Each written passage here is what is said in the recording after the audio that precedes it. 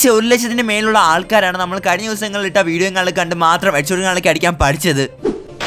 വലിയ ആന കാര്യമാണെന്ന് വെച്ചുകൊണ്ടിരുന്ന വൺ ടാപ്പ് ഹെഡ്ഷോട്ടിനെയാണ് നമ്മൾ കഴിഞ്ഞ വീഡിയോസിലെല്ലാം പറഞ്ഞുകൊണ്ടിരുന്നത്. ടാപ്പ് ഹെഡ്ഷോട്ട് അടിക്കുക എന്നത് ഇത്ര വലിയ ആന കാര്യമല്ല എന്നുള്ള കാര്യം നമ്മുടെ കഴിഞ്ഞ വീഡിയോ കണ്ട എല്ലാവർക്കും മനസ്സിലായി കാണുമെന്ന് ഞാൻ വിശ്വസിക്കുന്നു. ബിഗിനേഴ്സ് ആയിക്കോട്ടെ, നമുക്ക് വൺ ടാപ്പുകൾക്ക് സിമ്പിൾ ആയിട്ട് അടിക്കാൻ പറ്റുന്ന കൂടുതൽ ടിപ്സ് ആൻഡ് ട്രിക്സ് ആയിരുന്നു നമ്മൾ ആ വീഡിയോസിലെല്ലാം നോക്കിയിരുന്നത്. അപ്പോൾ നമ്മൾ ഇന്നത്തെ വീഡിയോ നോക്കാനായിട്ട് പോകുന്നത് അതുപോലെ തന്നെ ഏതൊരാൾക്ക് വൺ ടാപ്പുകൾക്ക് അടിക്കാൻ പറ്റുന്ന കറക്റ്റ് പാത്താണ് നമ്മൾ ഇന്ന് പറഞ്ഞായിട്ട് പോകുന്നത്. അതുകൊണ്ട് തന്നെ ഈ ഒരു ഒറ്റ വീഡിയോ കണ്ടാൽ മാത്രം മതിയായിരിക്കും നിങ്ങളുടെ വൺ ടാപ്പുകളൊക്കെ അത്യാവശ്യം നല്ല രീതിയിൽ തന്നെ ഇമ്പ്രൂവുകളൊക്കെ ആകാനായിട്ട്. അതിനുള്ള ഉദാഹരണമാണ് ഈ കമന്റുകൾ.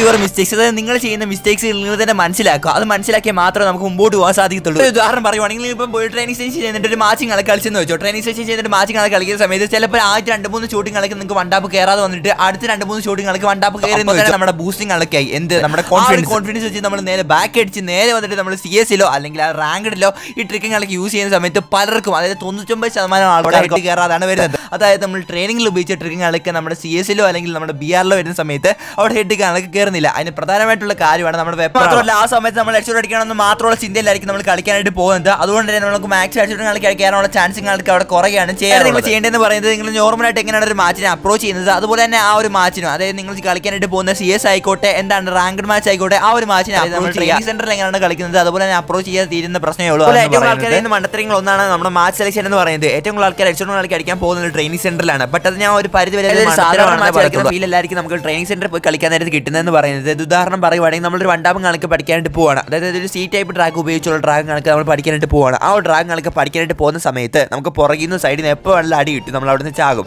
അതുകൊണ്ട് തന്നെ നമുക്ക് കോൺസെൻട്രേറ്റഡ് ആയിട്ട് ഒരു ട്രാഗോ അല്ലെങ്കിൽ ഒരു കാര്യമൊന്നും അടിക്കാൻ അറിയത്തില്ലെങ്കിൽ ഞാൻ റെക്കമെൻഡ് ചെയ്യുന്ന ട്രെയിനിങ് സെന്റർ തന്നെയാണ്. അതായത് നിങ്ങൾ ജസ്റ്റ് ഒന്ന് അടിച്ച് പഠിക്കാനായിട്ട്, അതായത് നമുക്കൊന്ന് യൂസ്ഡ് ആയി വരാനായിട്ട് നിങ്ങൾക്ക് നല്ലതെന്ന് പറയുന്ന ട്രെയിനിങ് സെന്റർ തന്നെയാണ്. നിങ്ങൾക്ക് കുറച്ചെങ്കിലും ഹെഡ്ഷോട്ട് അടിക്കാൻ അറിയാമെന്നുള്ള ഒരാളാണെങ്കിൽ നിങ്ങൾ ഒരിക്കലും അവിടെ പോയിട്ട് സമയം കളയരുതെന്ന് ഞാൻ പറയത്തുള്ളൂ. നമ്മളെ പോലെ തന്നെ ഹെഡ്ഷോട്ട് അടിക്കാൻ പഠിക്കാൻ വരുന്നവരാണ് അവിടെ ഏറ്റവും കൂടുതൽ എന്ന് പറയുന്നത്. അവിടെ ഭയങ്കര സാച്ചുറേറ്റഡ് ആയിട്ടുള്ള ആൾക്കാരായിരിക്കും. അപ്പോൾ എന്തായാലും കേസ് ആൾക്കാർക്ക് ഹെഡ്ഷോട്ട് കൂടുതലായിട്ട് അടിക്കാൻ പറ്റുന്ന സമയത്ത് നമുക്ക് ഒത്തിരി നേരം അവിടെ ലീവ് ചെയ്ത് നിൽക്കാൻ പറ്റത്തില്ല. എൻ്റെ ഒരു അഭിപ്രായത്തിൽ നിങ്ങൾ കളിക്കേണ്ടതെന്ന് പറയുന്നത് CS റാങ്ക്ഡോ അല്ലെങ്കിൽ CS മാത്രം. അങ്ങനെ ഞാൻ പറയാൻ കാര്യം എന്ന് പറയുന്നത് അവിടെ കുറേ ഓപ്പർച്യൂണിറ്റീസ് ഉണ്ട്. അതായത് നമുക്ക് കുറേയധികം കൺജസ്റ്റഡ് ആയിട്ട് നമ്മൾ ട്രെയിനിങ് സെന്റർ പോലെയല്ല കളിക്കുന്നത്. അവിടെ നമുക്ക് കുറേയധികം കാര്യങ്ങൾ പഠിക്കാനുള്ള സമയം കാണലൊക്കെ കൂടുതലായിട്ടുണ്ട്. അപ്പോൾ എന്തായാലും കേസ് അവിടെ വെച്ച് കളിക്കുന്നതായിരിക്കും ഏറ്റവും കൂടുതൽ നല്ലതെന്നാണ് എൻ്റെ അഭിപ്രായത്തിൽ ഞാൻ പറയുന്നത്. ഞാൻ ഒരു റേഷ്യോ പറയുവാണെങ്കിൽ 3-1 എന്ന് പറഞ്ഞ റേഷ്യോ വെച്ച് കളിക്കുന്ന സമയത്ത് നിങ്ങൾക്ക് 3 ക്ലാസ് സ്ക്വാഡോ അതിനുശേഷം നിങ്ങൾ റാങ്ക്ഡോ അല്ലെങ്കിൽ ഒരു ക്ലാസിക്കോ കളിക്കുവാണെങ്കിൽ നിങ്ങൾക്ക് അത്രത്തോളം എക്സ്പീരിയൻസ് കൂടുകയാണ് ചെയ്യാറുള്ളത്. അതുകൊണ്ട് തന്നെ നിങ്ങൾക്ക് അത്രത്തോളം ഹെഡ്ഷോട്ട് അടിക്കാനുള്ള ചാൻസ് അവിടെ കൂടുതലാണ് ചെയ്യാറുള്ളത്. ഒരു 5-6 ദിവസത്തേക്ക് നിങ്ങൾ ഇങ്ങനെ ഒന്ന് കളിച്ച് നോക്കുക. അതായത് നിങ്ങൾ കളിക്കുന്ന സമയത്ത് ഇതുപോലെ കൺസിസ്റ്റന്റ് ആയിട്ട് കളിക്കുകയാണെങ്കിൽ നിങ്ങൾക്ക് ഉറപ്പായിട്ട് തന്നെ റിസൾട്ടിംഗ് പറയുമ്പോൾ ഈ ഗൺസിംഗ്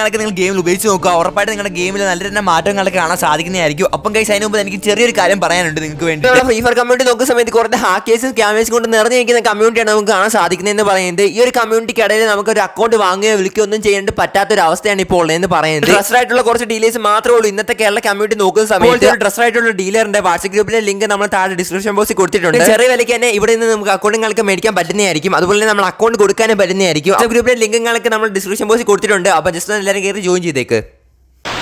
പലതരത്തിലുള്ള കണ്ണുകളുണ്ട്. അതായത് നമുക്ക് കുത്തിപ്പിടിക്കാൻ പറ്റിയ കണ്ണുകളുണ്ട്, അതുപോലെ ഹെഡ്ഷോട്ട് അടിക്കാൻ പറ്റിയ കണ്ണുണ്ട്, അതുപോലെ ഒരു മീഡിയം ലെവലിൽ അതായത് നമുക്ക് കുത്തിപ്പിടിക്കുക ഹെഡ്ഷോട്ട് അടിക്കാൻ പറ്റുന്ന 2 തരത്തിലുള്ള കണ്ണുകളും ഉണ്ട്. ഉദാഹരണം പറയുവാണ്, നിങ്ങൾക്ക് അത്യാവശ്യം വണ്ടാപ്പം കളിക്കാൻ അറിയുന്ന ഒരാളാണെന്ന് കൂട്ടിക്കോ. അങ്ങനെയാണെങ്കിൽ നിങ്ങൾക്ക് അത്യാവശ്യം കളിക്കാൻ സാധിക്കുന്ന ഒരു ഗൺ ഡാമേജും അതുപോലെ കുറച്ച് നമ്മുടെ ബുള്ളറ്റും കളിക്ക് കയറുന്ന ഗൺസ്. അപ്പോൾ എന്തായാലും കേസ് ആ ഗൺസ് എന്ന് പറയുന്നത് M887 ഉണ്ട്, M10 ഉണ്ട്, അതുപോലെ കുറേ ഗണ്ണുകൾക്ക് നമ്മുടെ ഗെയിമിൽ അവൈലബിൾ ആണ്. അതുപോലെ തന്നെ നിങ്ങൾക്ക് ഒട്ടും തന്നെ ഹെഡ്ഷോട്ട് അടിക്കാൻ അറിയത്തില്ല എന്നൊരാൾ അവൈലബിൾ ആയിട്ടുള്ള ഗൺസാണ് നമ്മുടെ MP40, MP5 അതുപോലത്തെ ഗണ്ണ്. അതായത് മിഡ് റേഞ്ചിലുള്ള ഗണ്ണുകളൊക്കെ നിങ്ങൾക്ക് ഉപയോഗിക്കാൻ സാധിക്കുന്നതാണ്. പറഞ്ഞതുപോലെ തന്നെ CS ആണ് നിങ്ങൾ ഇനി കളിക്കാൻ ആഗ്രഹിക്കുന്ന നിങ്ങൾക്ക് പറ്റിയ ഗൺസ് ആണ് നിങ്ങൾ സ്ക്രീനിൽ കാണുന്നത്. അതായത് M500 ഉണ്ട്, ഡെസേർട്ടുകളുണ്ട്, ഇതുപോലത്തെ ഗണ്ണുകളൊക്കെ നിങ്ങൾക്ക് യൂസ് ചെയ്യാൻ സാധിക്കുന്നതാണ് നമ്മുടെ CS-ൽ. ബഗ്സ്, അതായത് പലരും നിങ്ങൾ പറയുന്നത് കേട്ടിട്ടുണ്ടായിരിക്കും എനിക്ക് ബഗ്ഗാണ്, എനിക്ക് ഹെഡ്ഷോട്ടുകളൊക്കെ അടിക്കാൻ പറ്റുന്നില്ല. അതായത് എനിക്ക് ട്രെയിനിങ് സെന്റർ നോക്കുന്ന സമയത്ത് അത്യാവശ്യം നല്ല തന്നെ ഹെഡുകളൊക്കെ കയറുന്നുണ്ട്. ബട്ട് നമുക്ക് അല്ലാത്ത മാച്ചിലോട്ട് വരുന്ന സമയത്ത്, അതായത് നമ്മുടെ CS-ഓ അല്ലെങ്കിൽ നമ്മുടെ റാങ്ക്ഡ് മാച്ചിലോട്ട് പോകുന്ന സമയത്ത് നമുക്ക് ഒട്ടും തന്നെ ഹെഡുകളൊക്കെ കയറുന്നതായിട്ട് കാണാൻ സാധിക്കത്തില്ല.